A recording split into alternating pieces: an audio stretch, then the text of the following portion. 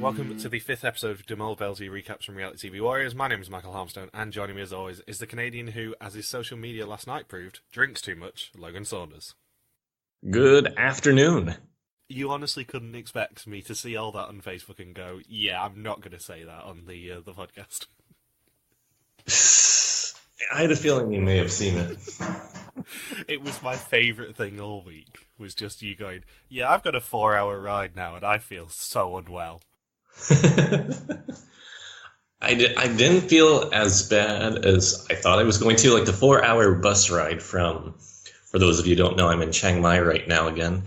Because I went up to Pai for the 3 days I had off from teaching.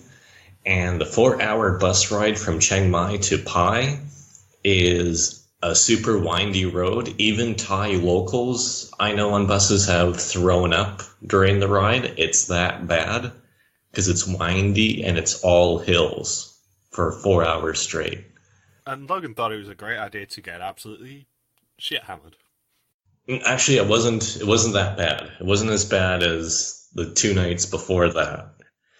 But yeah, I thought I was feeling all right when I got on the bus. I'm like, I feel like I can do this. And then, yeah, as soon as you start driving, like even the ride to Pai, I was really close to throwing it up a couple times. So just imagine if you're a little bit hungover and trying to do that same route. You're not going to feel the best. Like, it's already tough as it is. It's like playing with an extra handicap in a video game. And what else have you been up to this week? Let's see. In Chiang Mai, I checked out some temples, hung out. Oh yeah, has it already been a full week since I hung out with the tigers? Since I went into a tiger cage? Yes, it has. It was right before you went into the same day as the tiger cage that we spoke last. Okay, so I did it right after we recorded? Yeah. So yeah, right after we recorded our last podcast, I went to Tiger Kingdom here in Chiang Mai. None of the tigers are drugged at all. Just want to put that out there. And yeah, you can go inside of a tiger cage and pet the tigers and even lay on their back. And they're just totally cool with that. They all have names after Marky Mark and the Funky Bunch, which highly amused me, because there's one name, or no, the guys from Entourage, that's who the tigers were named after. And what else did I do? Oh yeah, I went up to Doi Sutep, which was a really cool golden temple up in the hills outside of Chiang Mai. And then I went to the town of Pai, which is a 4-hour bus ride from here, which I mentioned. It's a small town, but it's kind of like Bali, where it's all like long-term tourists, really young tourists, like around all people in their early 20s for the most part, and people who are more like the party tourists in Southeast Asia, where they just hang around for years and years working in hostels and stuff. So I was there for 3 nights, and yeah, 2 out of the 3 nights, we all had to go out, and there was lots of drinking games and whatnot. So basically you used the last week to feel very young. Yeah, only young people hang out with tigers. It was like Mike Tyson's apartment, which is a reference I made when I was in Pai, and no one knew what that meant, even though it's all Canadians and Americans there. They're like, Mike Tyson's apartment? I don't get it. It's like, Mike Tyson owns a tiger. Isn't that really well known? Apparently not. Apparently not. They're like, oh, okay. And then I made a Rick James reference, and the person who I made the reference to said, oh, who's a Rick James? And what else? There was one other reference where I was like, you gotta be kidding me. I can't remember off the top of my head, but it was a much more recent reference that's super popular. And I just couldn't believe my ears. It's like all their brain cells have been lost to partying. So anyway, Belgian Mole. Yes, holy hell, was that a good episode. I loved it. As always, I watched it on Monday evening and went, oh my god, this is the best. How is this season so good still? I think it's the dinner party scene was so deliciously awkward from start to finish. The great thing is, spoilers, that is actually not a unique challenge. It's based on a previous Vidum challenge, which was also awesome. Yeah, it's just based off of the challenge where they brought back all the hosts for Season 10 during Vidum Japan. Oh no, that was based on a different challenge as well. This has actually happened twice in Vidum, because this challenge is actually based on one from the Vidum Argentina season, where they did exactly this, apart from the picking the politest person who will get the chance of an exemption the next day. But everything else is like dragged straight from the Vidum Argentina season. I've always wondered if the dinner hosts are aware of the specific challenges that are coming up. I don't think they are. Or if there's, or no, because then they would have to say drain pipe. They would know not to say it. Do they at least know there's something that's going to happen? I don't think so. I think they tell them as little as is physically possible. Because if you remember anything about what Gilles said to us last year, you'll know that's the sort of thing that they love to do. The example I can think of is the drunk museum heist, where they didn't exactly tell the museum what they were doing. We're going to unleash a bunch of drunk people into a museum with very valuable and priceless artifacts. You're alright with that, aren't you? How high are the insurance costs? So, previously, Ava handled rabbits and went for yokers before a paint cannon exploded and Ingrid was sent home. Things got fishy on their first day at Harlong Bay, before Gilles briefed them all in front of everyone. At the final challenge it was sink or swim, but they rescued Bruno and Elizabeth on a boat, before Martine sank at the execution and went home. And we open with a Vietnamese war video, and they all have paintball guns, and there is an exemption available in this episode. Which is quite rare for Belgian malt. It's a big deal when a rice gelling is up for grabs. It is. It's halfway through the season, so it's time to actually save people from execution. And on day 8, the adventure continues moments after Martine's elimination, and they leave Luxury to go to the largest island in Halong Bay, Kaat Bar. Rock the Cat Bar. Rock the Cat Bar. And Gilles meets them at the start of a jungle hike, which can earn them up to €5,000. Along the way, they will face 3 survival challenges and have to nominate the correct person for each challenge to earn the money. And each person has a bandana and a price literally on their head. €100, €300, €500, €700, €900, €1,100, and €1,400. And if they fail their individual challenge, the money is lost. Do you think Gilles made those headbands? No, but I think that people are sleeping on the fact that those headband colours are almost certainly a clue.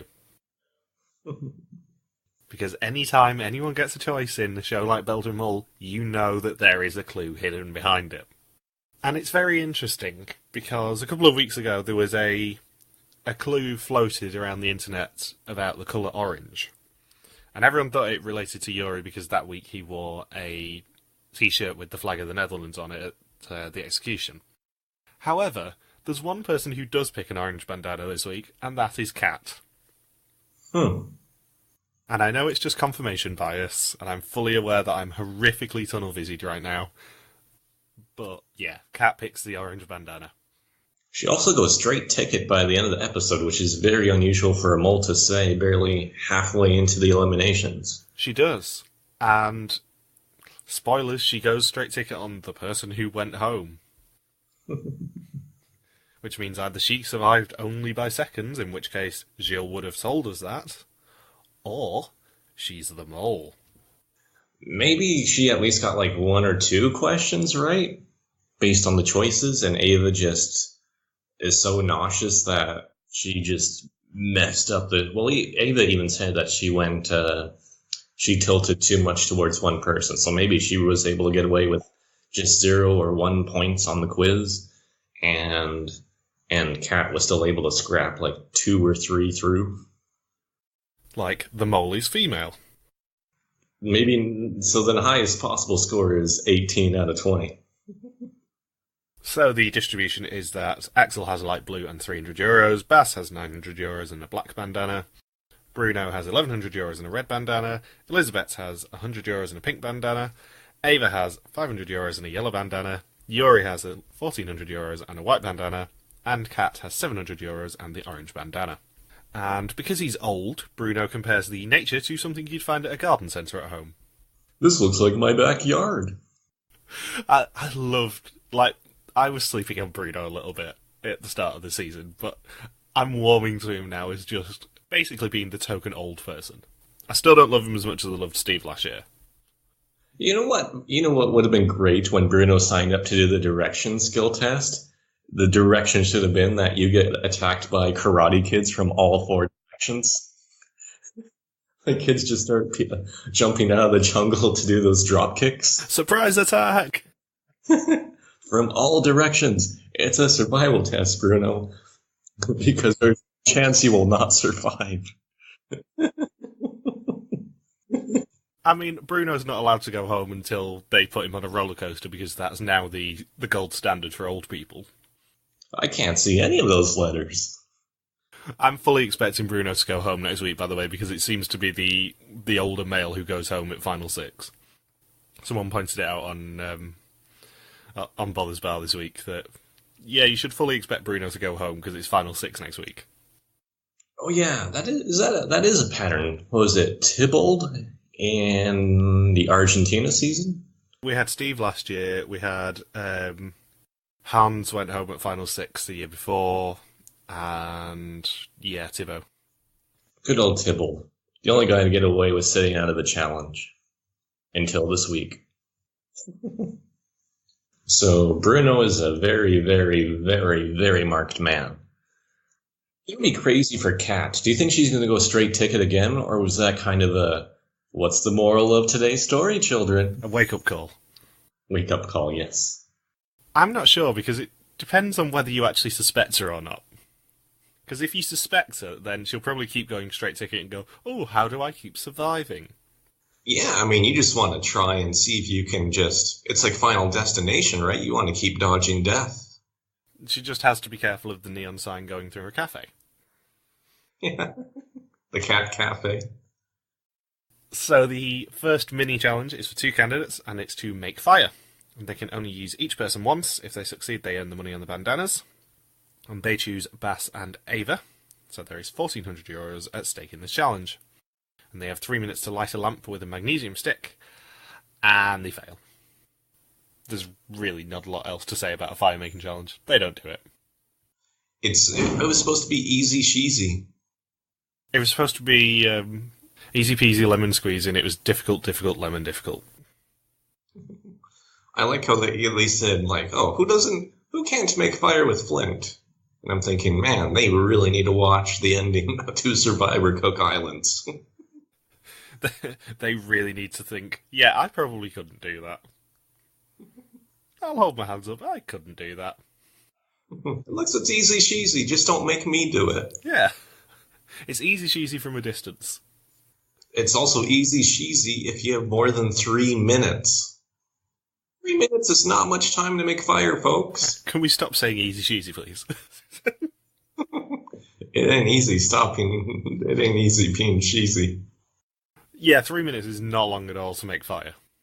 I mean, Sandra couldn't even do it in 2 hours. Like, I know Belgian people can be a lot smarter than Americans at certain things, but 3-minute fire making?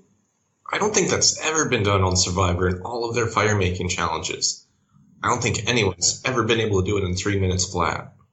And something else was distracting me during this mini challenge, because where did Yuri's long socks come from?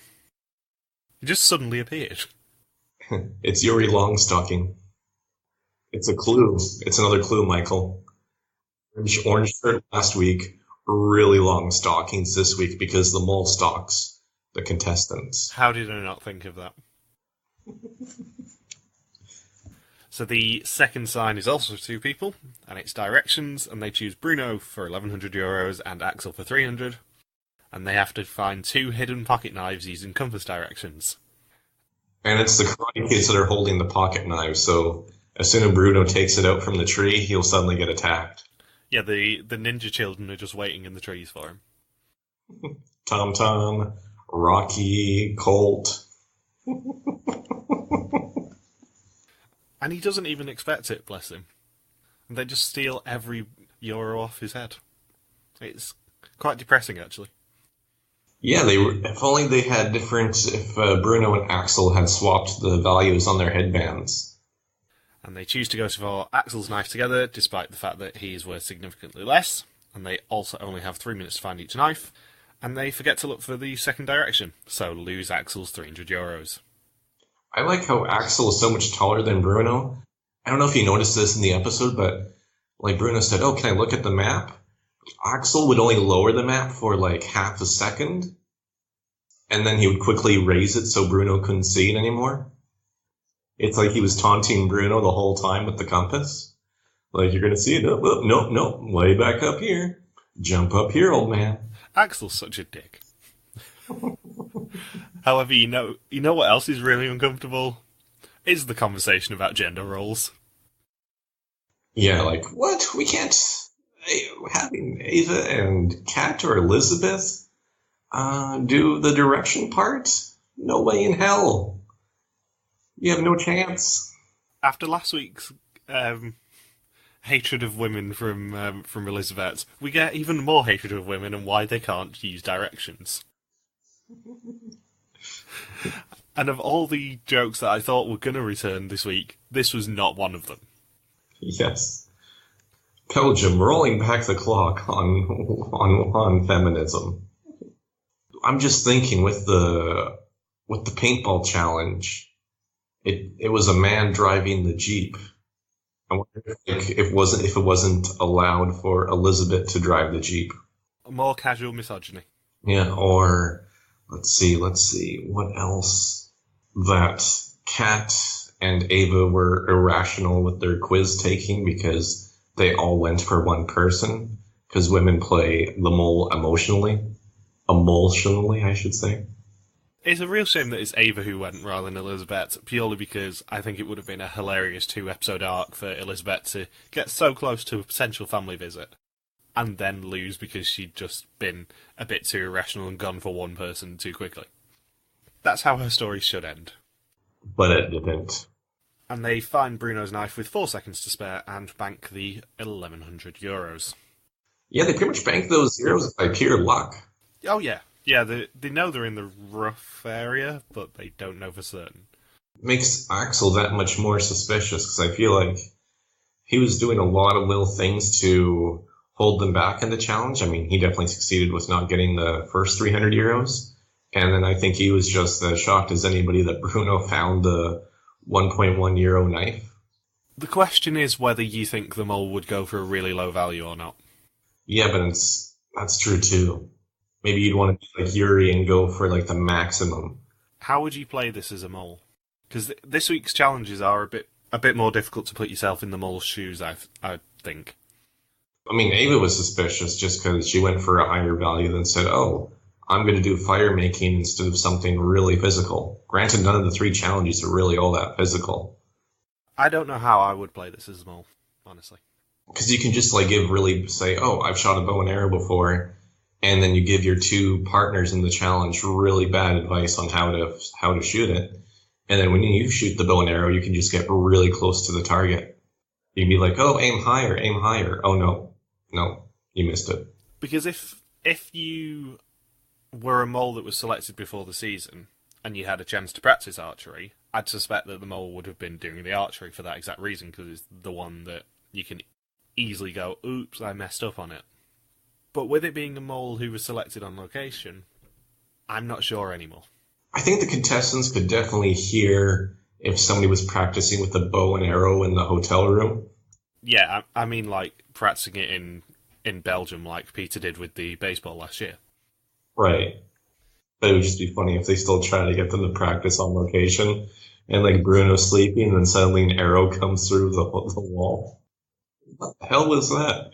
And you just hear Jill say, no, you're done. Godverdomme. What was done? My friends.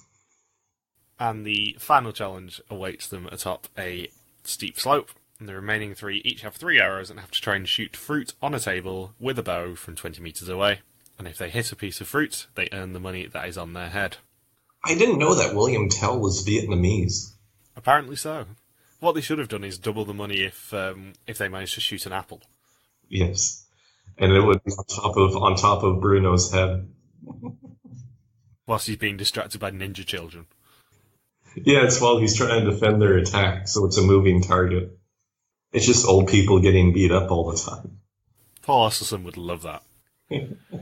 And Yuri aims for a watermelon first, and he's very close because he's shot before. On the second shot he grazes it, but he misses with the third shot and loses the €1,400. And then Kaat aims at the watermelon but misses twice, and Elizabeth swaps in, but she hits the table and no fruit and loses her €100. And then Kaat's final shot also misses, meaning the team only earn €1,100 of a possible 5,000 for this challenge. Dare I say that their bow and arrow abilities and using that to succeed did not come to fruition? And now, completely unnecessarily, Gilles gives them some Vietnamese treats at their home for the night. And by Vietnamese treats, I of course mean lizards and balut. Where's the scorpion? I know. You had one job, Gilles. One job. But this is a sort of scene that you never see on any other show anymore. It's just a pure character scene of the host absolutely screwing with the players. Because there's no money involved. It's just, here's some disgusting shit. You want to eat it? There is no obvious reason for this scene to be included in the episode other than he really just enjoys messing with them. Is there a pastfragen hidden inside of the lizard's tongue? Well, he did start to imply that whoever ate a full balut egg might get something out of it, and they went, "Nah, actually, I'm just joking." I left it in my other pants pocket. Oh, for God's sake, I didn't even mean to wear these shorts. Ooh, where's my rice drilling? Must have been lost on the jungle trek. I guess we'll have to hold a special "Who is the most polite" challenge so we can include one. And boy, do they host that challenge. And the one very interesting bit of this whole scene, apart from the fact that Gilles is just messing with them, is the camera likes to focus on a sign all about Vietnamese etiquette. I sure hope that won't come into play. It's just for their education. Be more immersed in Vietnamese culture. Talking of being more immersed in Vietnamese culture, on day 9 they return to the mainland and are told that they need to wear their best clothing for the second challenge of the episode. Except nobody can find their best clothing. Yeah, no one seems to know what best clothing means. And also, if you were told by Belgian Mole Production that you needed to wear your best clothes, knowing that they've just set a paint bomb off on you, would you really trust them that much? Yeah, you open up your closet. Why are all my shirts tie-dye? Who the fuck packed my case? John! Oh. Could you imagine with Rupert Bonham from Survivor if he never meant to wear a tie-dye shirt? It's just like, who from Rupert's kids keeps setting off paint bombs in my wardrobe? Who the fuck dyed my shirt? And I'm just warming everyone up because this is what our Amazing Race 31 preview is going to be like. We've waited years to be able to do Rupert Bonham impressions properly, and we're going to get to do it this season. Yes! I have wanted a clean white shirt for 25 years. I love the idea that if Rupert came to this challenge, he would actually wear like a proper button-down shirt, but it would be tie-dye. Yeah. It'd be funny if that violates Vietnamese etiquette. And cargo shorts. He doesn't have any normal trousers, it's just cargo shorts. Rupert's not even allowed. Other people were disqualified from being the most polite person. Rupert's not even allowed inside of the room. Gilles just takes him aside and goes, "Rupert, no. Seriously, no." That doesn't just violate Vietnamese etiquette, that violates common decency, wearing that in public. There's like balut hanging in his beard too. I was saving that for later. Why can't I come in? What's wrong? Can I bring in my pet snake? Do you want to see Balboa? Of all the things I expected us to talk about today on Belgian Mole, this was not one of them.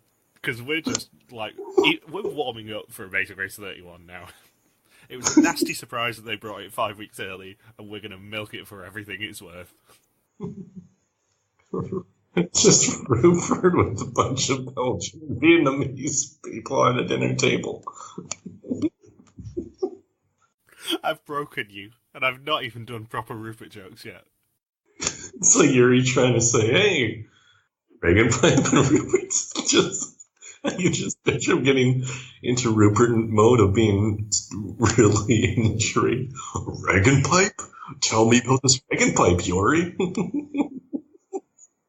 So just a couple of observations, apart from the fact that Rupert is in the background with a button-down tie-dye shirt and balut hanging out of his beard. Elizabeth irons her dress with a hair straightener. I don't know whether you spotted that. Nope. And Bruno's wife pats his case, but then finds out that he has no socks. Shoeless Bruno. What would have happened if Bruno went to a cold climate? If Gilles had gone back on his word and sent them to, like, Russia or something? Yeah. Started him off in Siberia, and then he's just walking around with smart shoes and absolutely no socks. It's just really big frostbite on his toes the whole time. Death and frostbite. And they will be the guests of a Vietnamese wine importer for the second challenge of the episode. And at this challenge, they have to impress their hosts, as one person will be designated the most polite contestant, and that person will have an advantage in the next challenge.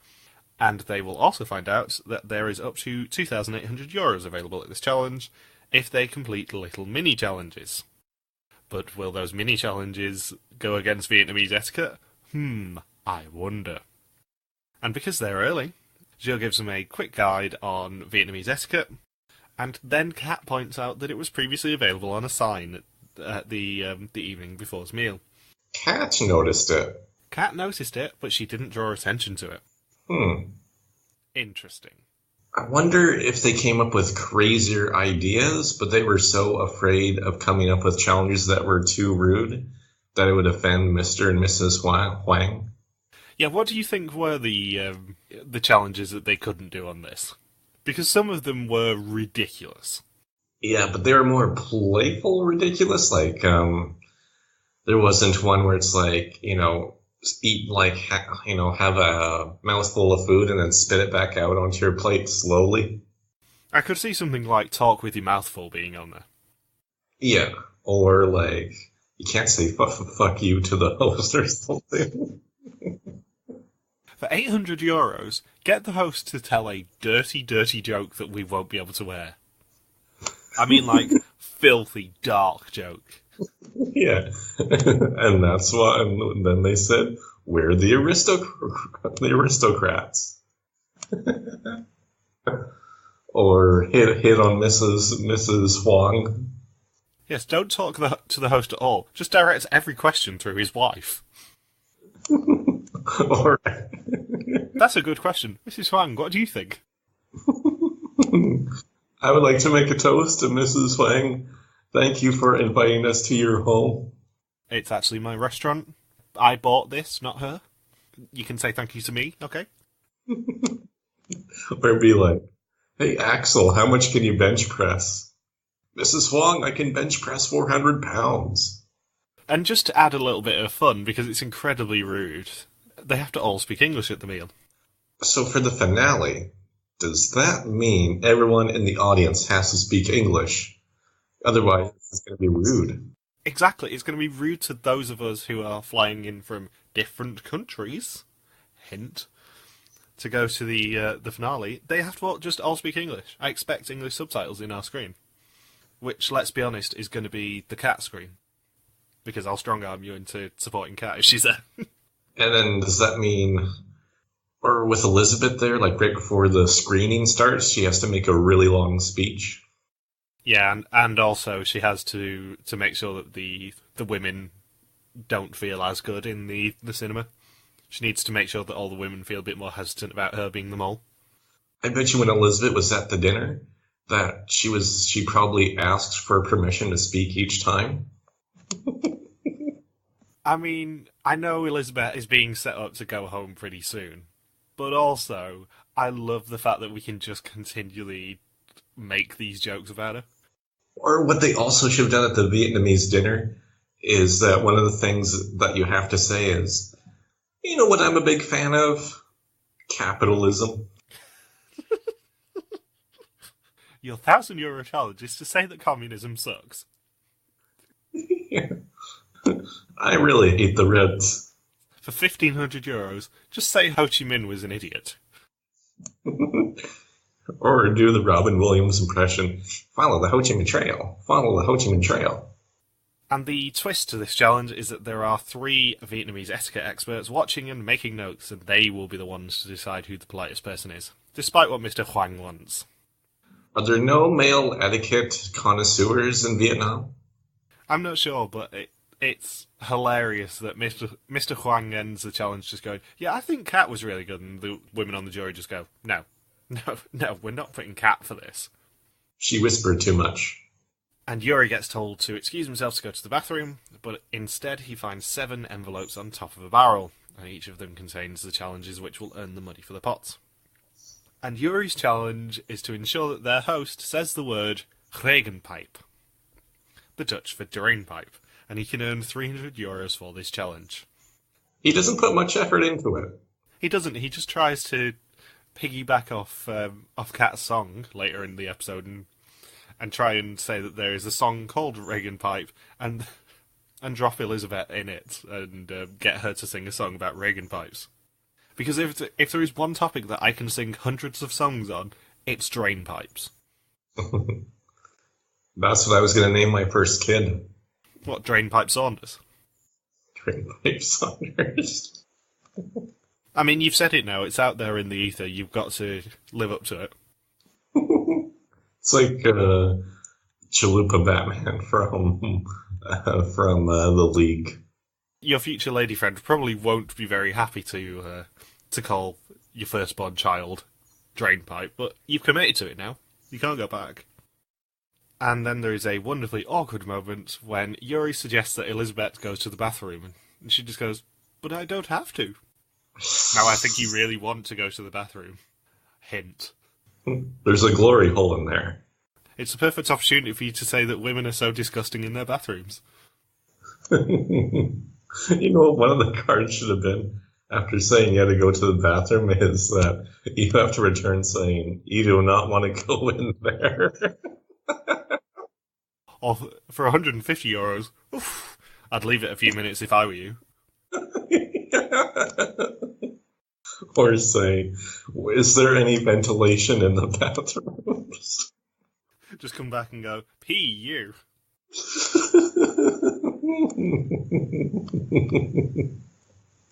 Ask if Mr. Huang has to go to the bathroom. And then Yuri has to be like, no, I think you really want to. I'm really sorry, I don't know what the English word for it is. I've got a blocked Reagan pipe. No, the toilet has a blocked Reagan pipe. Come back. Where's your guys' plunger? If you're Yuri, that is the way to do it. You have to just say, oh, sorry, I don't know what the word for it is. It's Reagan pipe in Dutch. That's how you do it. There's no other way to accomplish that challenge, I would say. Or just be like, hey, can we all say Reagan pipe together? We all take a turn around the table. Just say it's a toast to your friend named Reagan Pipe. Yeah, Yuri really did not try very hard. I feel like there is so many ways to say it.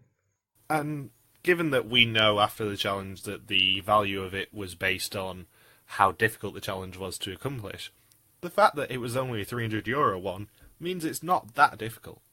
Axel hung out under a table for a minute. He even made the sacrifice to hit his own head on the table to cross the 1 minute mark. We're getting there, but I lost it when Axel was under the table. It was so funny. But this is a really clever challenge because, let's be honest, they knew there was going to be an exemption on offer to the person who was the most polite one. So there's a trade-off between being the person who earns money this time and being the person who can earn an exemption. And it's whether you go into your challenge going, oh, I know I'm going to screw myself over here, but I'll help the group, or whether you go, sod you guys, I want to just appear to be polite. I disagree with that, Michael. I'm going to get 5 minutes of this now, aren't I? I was going to cut it down to whenever I got bored, so probably 1. Good. No, I decide. No, it's bad. And Elizabeth eventually does go to the bathroom, and she gets a €600 challenge, which is to make a 2-minute toast. And boy, is she bad at ad-libbing. 2 minutes? Not that long. We record 1 hour podcasts about a 1 hour TV show each week, And you're telling me you can't go on a 2 minute Shaquillo soliloquy? That's the thing, you just pick a topic and then you go for it, because as long as no one can interrupt you, you earn the money. I mean, we did a full 2 minutes on the idea of Rupert Bonham and his tie-dye button-down shirts. Like, she could have just stood up and made a speech about her theories on what will happen in the final season of Game of Thrones. What I would have done in her case is I would have talked about the other people. Or, no, you want to really, really win the Huangs over. Make a 2 minute toast about speech about how awesome communism is. Or how awesome Vietnam is. How awesome Vietnam is, yeah. Be like, man, Vietnam, what a great country, you know, Ha Long Bay. Those are beautiful islands. They are such cool islands. They pop out of the water. You can paddle through them. With your hands and your feet. I don't know, you could paddle with your feet. Ho Chi Minh City, wow, what a city. So many scooters and bikes everywhere. It's like a game of Frogger. Every time I cross the street, it's so much fun. And the humidity, whew, I've wanted to lose weight for a long time, you know, and the humidity is great because I sweat off all of my fat. And what's also great about Vietnam is the lizards and the balut that we ate last night. They were delicious. I'm going to start making them at home. Mr. Huang, can you send me the recipe? Hanoi, it's the capital city and also the best capital city of all the capital cities in the world.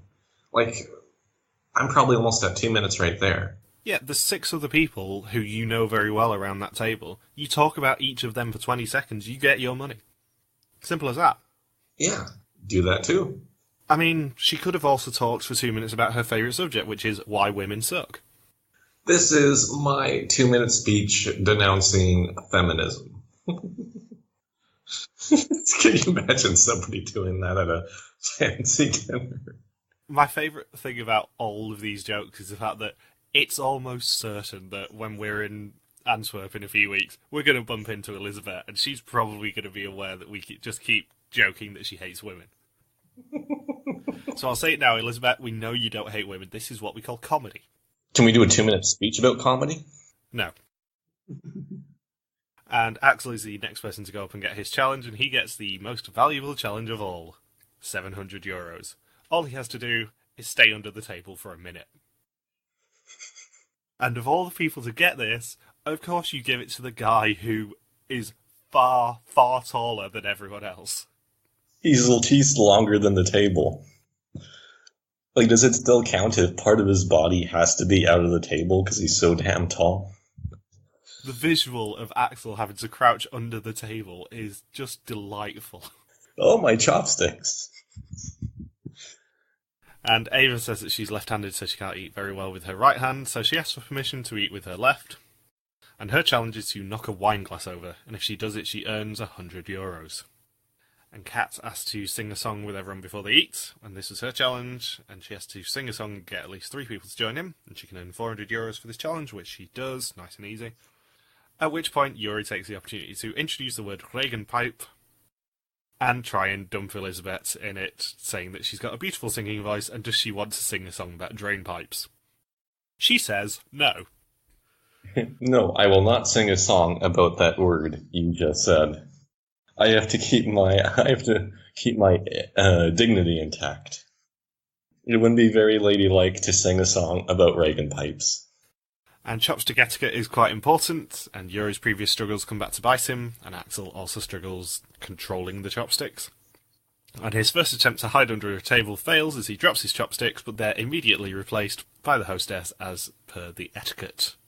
Bruno's challenge was to tell a joke for 200 euros, and he succeeds, and Yuri really likes it. Like, Yuri loses his shit over it. I hear losing your shit laughing at a joke at a fancy dinner is not good etiquette. Yuri then has to ask for the brown bandana. And Axel stays under the table for 1 minute 7 seconds and earns the 700 euros. However, he does lose points with the jury for his antics. He loses all the points with them. They just say, that is very rude. You do it as quick as possible. To be fair, I don't think he was going to win anyway, because they really didn't like his chopstick etiquette. Yeah, they were atrocious with chopsticks. I guess they don't really use them in Belgium. I love how a recurring joke from episode 1 has come back to bite Yuri, given that we saw how terrible he was with chopsticks in episode 1, and now we get to see it all over again when he's actually being judged on it. That's the definition of a great season joke. For a rice shelling, you must be able to properly pick up this food with a chopstick, Yuri. Godverdomme. It gets you into the final 3. And then we get my favourite quote of the episode, when one of the panel says, "Elizabeth, she drinks too much. In our culture, it's not very good for women to drink so much." After 2 full episodes of Elizabeth judging women, women judge her. The tables have turned, Mr. Bond. And her attempt at making a speech fails as she only lasts 90 seconds, and that loses her the €600. Although I would have loved it if she would have tried again. Or made another speech. Yeah, just waited about 5 minutes and then made another 2-minute speech, or tried to. You know, just a sequence, a series of 1 minute and 45-second speeches. Just sits back down and goes, "Godverdomme, I've not done it yet." What do I talk about now? I'm out of topics. And then Baz's challenge is revealed, which is to disagree with everything for 5 minutes. And if he does, he hits €500. And I think this is actually the most difficult challenge of all. To still be polite? Still be the most polite at the table and disagree for 5 minutes straight? To completely tell everyone around the table that they are wrong for 5 minutes. Imagine the subjects that could have come up. There are some golden opportunities here. No, I do not think the Earth is round. No, I do not think you should vaccinate your children. Yeah, that's the next one I was going to say, too. Yes. No, I do not believe in freedom of religion. No, I don't think women should have the right to vote. I was going to go with a women one next. No, I'm pretty sure the US won. Oh.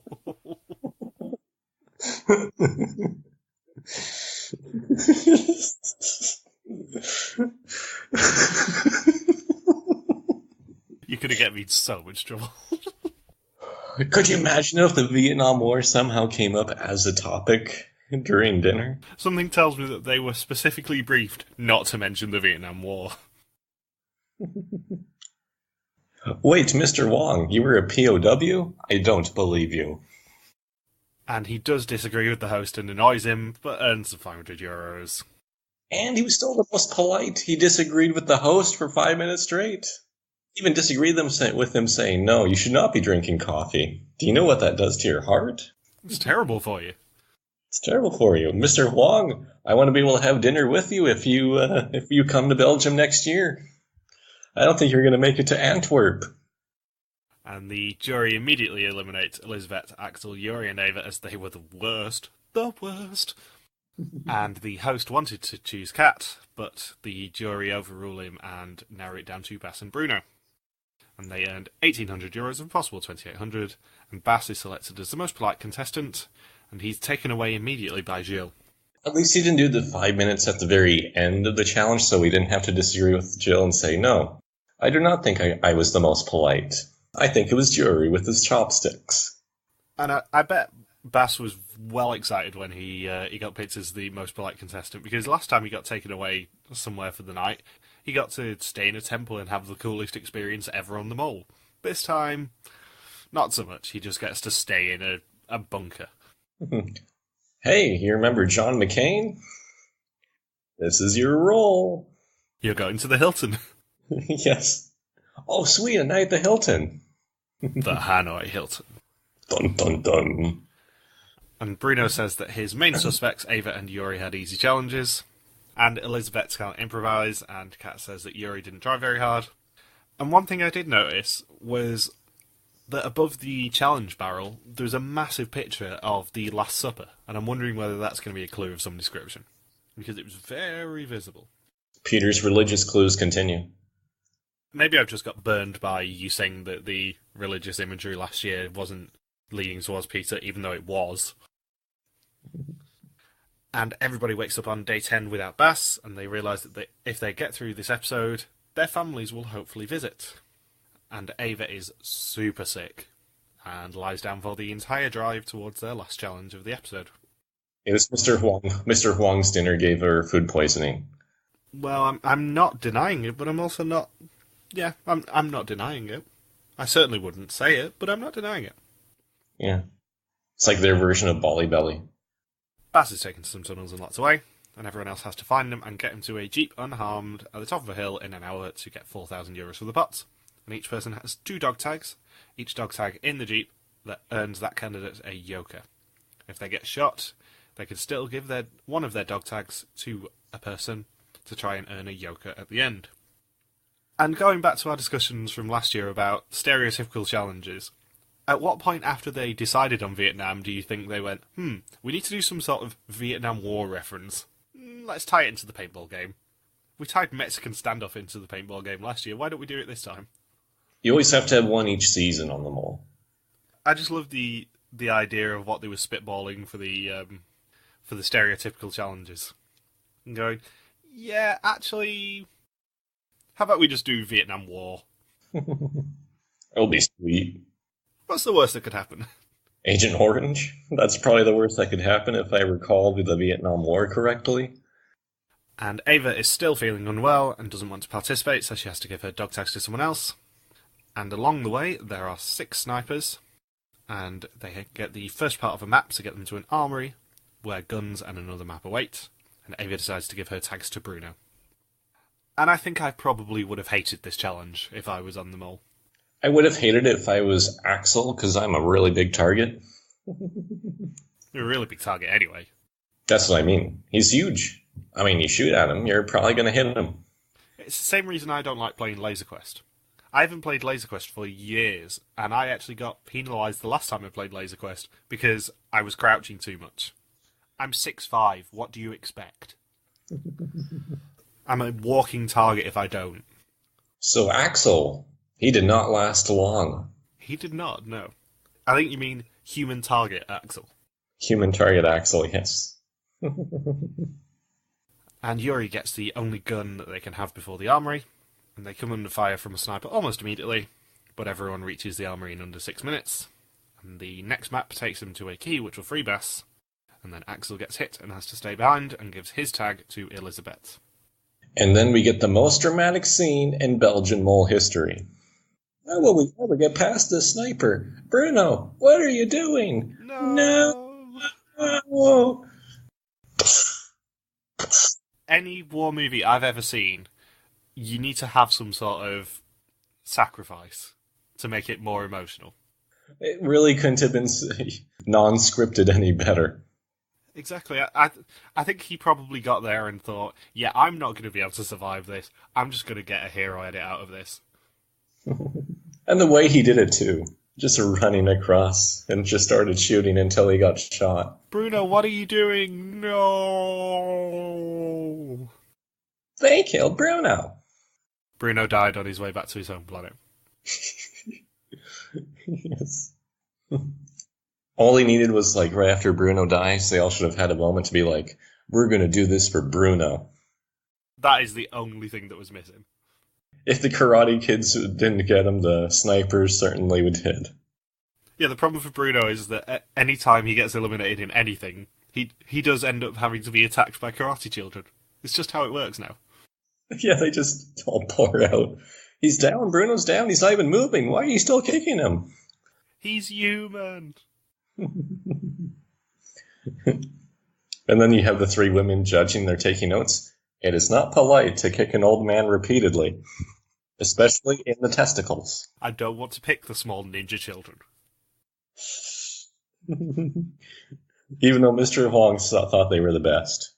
Did you see the children? They were whispering in Vietnamese. That's very polite in Vietnamese culture. And Axel gives the map to Elizabeth, although she almost immediately loses it. Almost loses a map by accident, keeps a Passwagen when she meant to lose it by accident. Like, this episode is quite difficult to put yourself in the mole's shoes and go, where would I want to be? But I think the easiest place to sabotage would be if you have control over the map on this challenge. Yes, if you're in control of the map, That's definitely where you would want to be. But of course, Yuri is well onto her games and picks up the map and sneaks it into his pocket, and then reveals it later. Yeah. And Bruno takes the time to admire the view, at which point Elizabeth does notice that she's dropped the map. And in Baz's cell, he notices a map with an extra location, that of an exemption. Which everyone knows is going to come up. Yeah, everyone knows there's going to be an exemption hidden somewhere, just they don't think to actually, look around for it. And because they lost the map, they go in a circle and lose the time. And then Yuri reveals that he has the map, and they find the key alongside another map. And the next map leads them to a bunker where they can get ammunition for their guns, as well as another map. And then the emotional Bruno sacrifice, which we've already gone over. And Kaat takes out the shooter, and she agrees to take Bruno's tag, but not Ava's, as she's already had some yokers. They reach the ammunition depot and get the final map, and then, in the most badass thing in the entire episode, the next shooter has a machine gun. I was genuinely unaware that they made paintball machine guns. I'll definitely be buying one when I get home. Are you not able to smuggle one home from Thailand? I don't think it'll fit into my carry-on. I'd love it if you just got stopped at customs and went, "Is that a paintball machine gun in your bag?" Can I have it? I'm going to have to confiscate that purely for unrelated reasons to the fact that, I think it's legitimately badass. And then, actually, last year I tried to do that. I was going through the airport with a paintball machine gun, and the guy said, "Yeah, I want to have it." And he takes it, and then behind me in line, you won't believe it, he was going to some sort of engagement. Rupert was behind me, and then he was about to go through through security, and the guy had so much fun with the paintball machine gun. He just starts shooting, and Rupert's like, "No, my one white shirt, not again, death and rot." If you think our Rupert impressions are tedious now, just wait until Amazing Race 31. We've legitimately been doing Rupert impressions for 6 years on the podcast, and now we actually get to talk about him.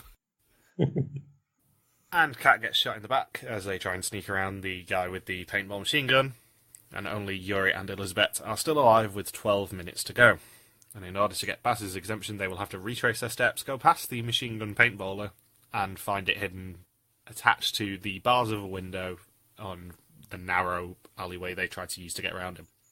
And Baz lies to them and says that they have to get a code to activate their yokers. Elizabeth correctly doesn't believe him, as he was the most polite previously, and he moves them past the map on the wall quite quickly, and they have 8.5 minutes to get his exemption and run to the Jeep.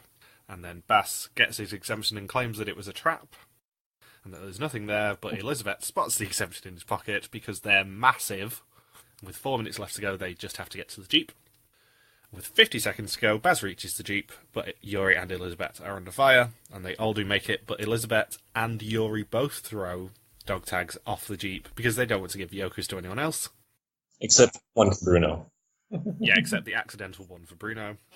And that earns them €4,000 for this challenge, 6,900 of a possible 11,800 for the episode, and €18,950 of a possible 47,400 for the season so far. Not bad. Not bad, yeah, they're doing pretty decently. And Bruno has 1 yoker, and Elizabeth and Yuri have 2, and Baz has an exemption for the next test. And it's now time for that test. 20 questions on the actions and identity of them all. Whoever knows least goes home.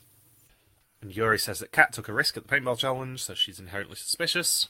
Elizabeth says that Ava didn't even attempt her challenge at the dinner. Kaat says it's disappointing that people didn't take their tags and that she's going 100% on Ava. Bruno says it is crazy that anyone took the tags. Axel says that Baz is a good liar as he convinced Yuri and Elizabeth. And that is the extent of our suspicions. We don't hear from 2 people. We don't hear from either Ava or Baz. Well, I guess Baz didn't really give a damn about who he suspects this week. Yeah, but it's going back to the old we never find out who people suspect rule on the test that they go home. Ava was the only person who we didn't hear from, and she goes home. And Yuri and Bruno get green screens before Ava is the one to go home. And Kaat looks very confused. For real this time. Yeah, for reals.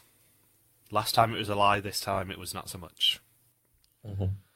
And then we end the episode with another Diary of the Mole. The job I have is not to be underestimated. It's all really exciting. The briefings are short, but I'm looking forward to a lot more moling. The hard part is already knowing that the visit isn't coming. The others talk a lot about it, and I know that it will be a heavy blow. Vicious. So next week, the family visit doesn't come, but instead they get to control their loved ones remotely. And there are chickens, motorcycles, and selfies before a plane appears. I really don't want to know what's going to be sprayed from that plane. So, who is on your suspect list? Elizabeth jumped up huge this episode. Interesting. Anyone else? Yeah, because Elizabeth sabotaged 2 out of the 3 challenges. Let's see. Axel is pretty high up on there too for me, and Yuri. Because Yuri screwed up, with 2 out of the 3 challenges as well. Yuri's playing too hard. Yuri's a contestant. Okay. Well, yeah, if I had to narrow it down to half the field, it'd be Yuri, Elizabeth, and Axel. But Elizabeth's pretty much number 1 for me right now. And the other question that I'd love to ask at this point is, who do you think the final 3 are going to be? Boss. Boss seems very with it. Even if he does look like Buster Bluth from Arrested Development. I'm a monster! The fact that he was in the military camp even amused me more this episode when that's all I can think of with him. It's not an exemption, Elizabeth. Motherboy Bass. Motherboy Bass. I think we found a new nickname. Let's see. Elizabeth, Boss, and... No, Bruno's old, so he's going to go home soon. Maybe Axel makes final 3 too. See, I was thinking about this last night, as I often do with the podcast. I was thinking about this in bed. I think that Kaat's obviously the mole, and I've thought that for weeks, and as soon as I get proven wrong, I'm going to be mortified, but I think Kaat's the mole, and I think the other 2 in the final 2 are going to be Yuri and Bass. Who's going to get executed next? Are we just going to say Bruno? Yeah, I think it's obviously Bruno's time. He's got to continue the streak of old men going home at 6. Although, if you ask Elizabeth, she thinks that women aren't capable getting to Final 4, so the next 2 executions might be women from her perspective. Hopefully one of them is her. She goes home next. Women can't be moles. Yeah, if she goes home because of something that a woman does. She gets lost on her way to the laptop to do the quiz. Yeah. I just love the idea that Elizabeth is going to keep getting foiled by women all season. She doesn't suspect Kaat the whole game. So have you got anything else you want to say? After an hour and a quarter? No, I think we covered this episode. I think so too. So, thank you very much for listening to this Mol Belgie recap. We'll be back next week for more hunting.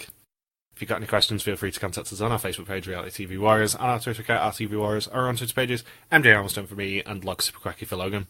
Also, if you're watching Amazing Race 31, thanks to their stupid decision to bring it forward 5 weeks, our preview podcast is out this Sunday, and we will recap the season every Sunday after that. See you next week. Peace out and just chill to the next flavoring. Yeah.